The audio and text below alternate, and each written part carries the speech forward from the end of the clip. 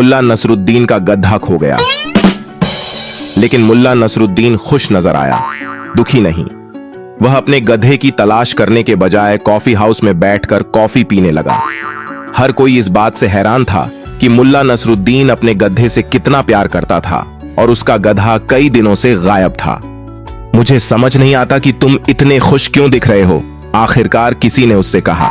जब आपका गधा खो गया हो तो आप ऐसे कैसे मुस्कुरा सकते हो? मैं मुस्कुरा रहा हूं क्योंकि मैं गधे पर नहीं हूं, मुल्ला नसरुद्दीन ने कॉफी का एक और घूंट लेते हुए समझाया। जरा सोचो, अगर मैं गधे पर होता तो मैं भी खो नहीं जाता। मुल्ला नसरुद्दीन अपने बेटे के साथ शहर जा रहे थे। मुल्ला नसरुद्दीन पैदल चल रहे थे जबकि उनका बेटा उनके गधे पर सवार था। किसी ने उन्हें देखा और उपहास उड़ाया। आलसी लड़का, तुम्हारे पिता को क्यों चलना पड़ेगा? इसलिए बेटा उतर गया और मुल्ला नसरुद्दीन चढ़ गए। सड़क के नीचे किसी और ने उन्हें देखा और कहा, क्रूर पिता, अपने बेटे को चलने के लिए मजबूर कर रहे हो। इसलिए वे दोनों गधे पर सवार हुए। बेचारा गधा 2 सवारियां ले जा रहा है। जिस अगले व्यक्ति से वे मिले उन्होंने कहा, तो फिर वे दोनों उतर गए। बेवकूफ, अगले व्यक्ति ने हंसा। आप में से कम एक को गधे की सवारी करनी चाहिए। ध्यान रखना मेरे बेटे, मुल्ला नसरुद्दीन ने कहा। हर किसी को खुश करना संभव नहीं है। अच्छा। मुल्ला नसरुद्दीन जंगल में लकड़ी काटने गया था। दिन के अंत में उन्होंने लकड़ियों का गट्ठर बनाया, लेकिन उसे गड्ढे पर रखने के बजाय उन्होंने गट्ठर को अपने सिर पर रख लिया। फिर वे गड्ढे पर चढ़ गए और शहर में चले गए। मुल्ला नसरुद्दीन, उनके एक दोस्त ने चिल्लाया, तुम लकड़ी का गट्ठर अपने सिर पर क्यों ले जा रहे हो? क्या इससे दर्द नहीं होता? हाँ, दर्द होता है, मुल्ला नसरुद्दीन ने स्वीकार किया, लेकिन मैं भार साझा करने में मदद करना चाहता था। मुझे अभी भी समझ नहीं आया, मुल्ला नसरुद्दीन के दोस्त ने हैरान होकर कहा। मुल्ला नसरुद्दीन ने समझाया, गधा मुझे ले जा रहा है, लेकिन मैं लकड़ी ले जा रहा हूं और उसका बोझ बांट रहा हूं। यह कहानी कुछ नहीं की अदायगी बहुत ही रोचक है, कृपया इसे अंत तक देखिए। मुल्ला नसीरुद्दीन के घर के सामने 2 लोग आपस में झगड़ रहे थे।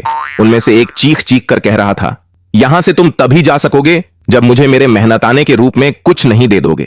दूसरा आदमी, जिसके सिर पर लकड़ियों का गट्ठर था, बार बार उसकी मिन्नत कर रहा था, बाबू साहब, कुछ नहीं तो कुछ नहीं ही होता है। ये कोई चीज तो है नहीं जिसका आदान प्रदान हो सके। मगर वह आदमी जिद्दी था, मुझे कुछ नहीं चाहिए तो चाहिए।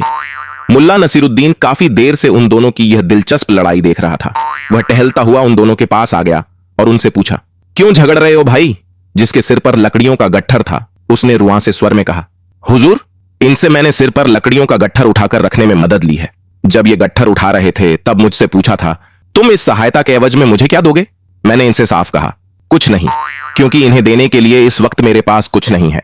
मुल्ला नसीरुद्दीन ने दूसरे व्यक्ति की ओर देखा, मानो पूछ रहा हो कि बोलो, तुम्हें कुछ कहना है। दूसरे व्यक्ति ने मुल्ला नसीरुद्दीन से कहा, हुजूर, मैंने कुछ नहीं पाने के लोभ में इस व्यक्ति का गट्ठर उठाया और यह व्यक्ति बिना कुछ नहीं दिए ही यहां से जाना चाहता है। मैं तो बिना कुछ नहीं लिए इसे यहां से जाने ही नहीं दूंगा। मुल्ला नसीरुद्दीन की समझ में सारी बात आ गई। उसने कहा, अच्छा, अब दोनों झगड़ना बंद करो, मैं इसके बदले में तुम्हें कुछ नहीं देता हूं।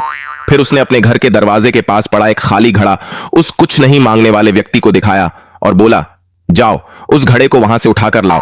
वह व्यक्ति घड़ा उठाकर ले आया। मुल्ला नसीरुद्दीन ने उस व्यक्ति से कहा, देखो उस घड़े में क्या है। उस व्यक्ति ने घड़े में झांक कर कहा, घड़े में कुछ नहीं है। ठीक है, मुल्ला नसीरुद्दीन ने कहा, अब तुम उस घड़े से कुछ नहीं निकाल लो और घड़ा वहीं रखाओ जहां से उसे उठाकर लाए हो।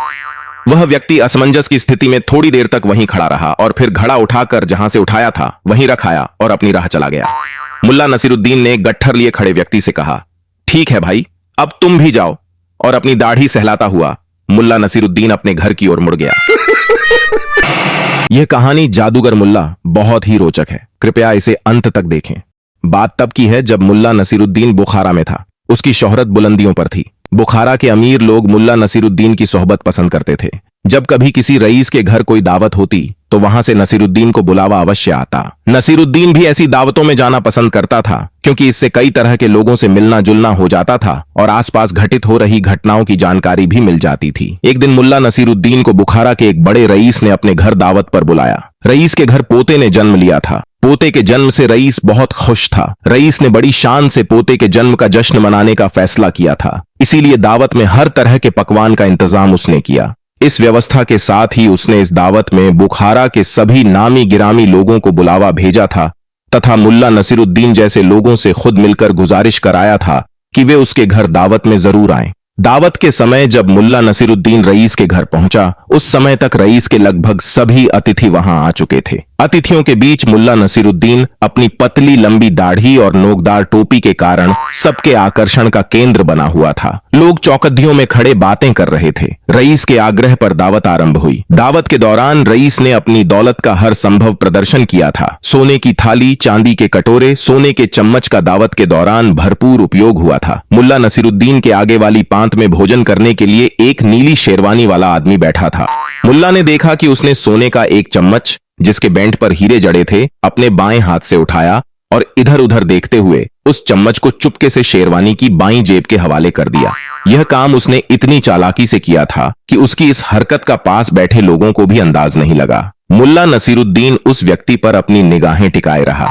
जब पांत में बैठे लोगों का भोजन समाप्त हो गया, तब मुल्ला नसीरुद्दीन अपनी जगह से उठा और अपनी दाढ़ी सहलाता हुआ बड़े ही नाटकीय ढंग से बोला, अजीज दोस्तों, मैं मुल्ला नसीरुद्दीन हूं। कुछ दिन पहले मैं चीन के एक जादूगर का मेहमान था। मैंने जादूगर से कुछ रोचक और रोमांचक जादू सीखी है। खुशी के इस मौके पर मैं चाहता हूं कि आप लोगों को अपना जादू दिखाऊं। लोगों को भला क्या एतराज हो सकता था। सबने एक स्वर से मुल्ला नसीरुद्दीन को जादू दिखाने के लिए कहा। मुल्ला नसीरुद्दीन ने अपनी थाली से सोने का चम्मच निकाला और सबको दिखाते हुए कहा, दोस्तों देखो, मैंने यह चम्मच अपनी शेरवानी की बाईं जेब में रखी। अच्छा बताओ, चम्मच कहां है? सबने कहा, आपकी शेरवानी की बाईं जेब में। मुल्ला नसीरुद्दीन ने तपाक से कहा, गलत। फिर उसने दावत देने वाले रईस से कहा, जनाब, आप जरा नीली शेरवानी वाले महाशय की शेरवानी की बाईं जेब में हाथ डालकर देखें। मुझे लगता है कि चम्मच वहीं है। रईस ने नीली शेरवानी वाले की बाईं जेब में हाथ डाला तो उसके हाथ में चम्मच आ गया।